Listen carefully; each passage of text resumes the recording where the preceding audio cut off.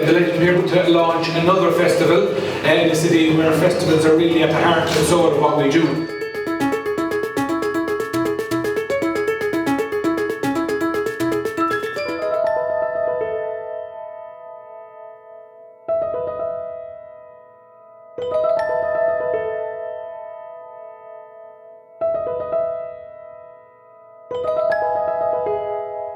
Cork City Council I went to with a two-pager of an idea, having seen something like this in London and the impact that these pavilions have in a public realm. I just walked through the door and had 2 pages and said, I'd love to do this, please allow me. And they did, they saw the vision.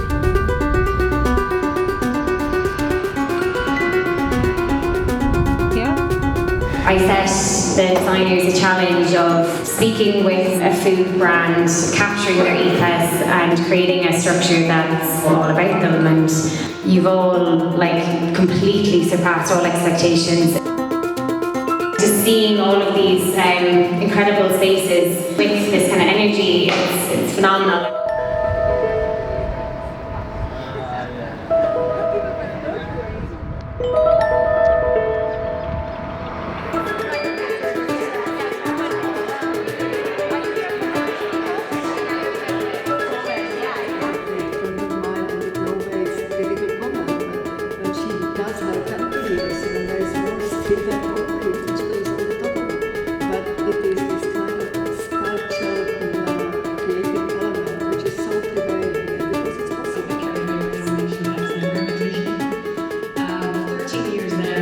And I really grew up as a designer.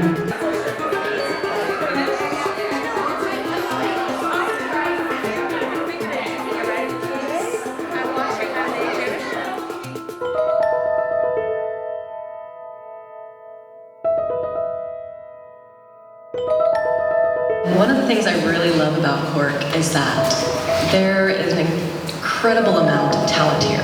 It's the ideas, it's the participation, it's that DIY ethic that we can make this world whatever we want it to be. In talking through what we were going to make this out of, we really wanted to kind of recycle as much as we can. You can see the election posters there. The lads had collected hundreds of these election posters recycled from the Yes campaign. Valuable experience I've got in my early career has been working with skilled people. Like, at the end of the day, designers are only as good as the people that work with them and inform the process. And the collaborative part of what engaged people over this weekend was the people that actually stood behind the pavilion that we created. At the end of the day, it was just a structure, and it was people that activated it. It was Claire from Good Day Deli who operates it, educating and imparting how she approaches her life and challenging people to start asking questions. And they're the things that people went away, okay, the pavilion was a piece of structure, and people might have liked it and people might have not, but actually it was the people that operated it, people remembered it. It's that interactivity that was the key. So I always wanted to do a hybrid art booth thing. I didn't really know what shape that would take, and just having someone just offer it to me and say, do whatever you want, was really exciting. And especially to work with Shane as well, who is an artist and I have the art background. I think we could have done like 20 pavilions. We had so many ideas. The way my told me last year is that you have to scare yourself at least 5 times a year in anything you do. With this, with the design pop, and this was the option to do that. Because I work totally on flat, it's going 3D, and I can put my head for a while. But anyone who enjoys passion for anything they do, there's just something personally instilled in them to make it the best they can.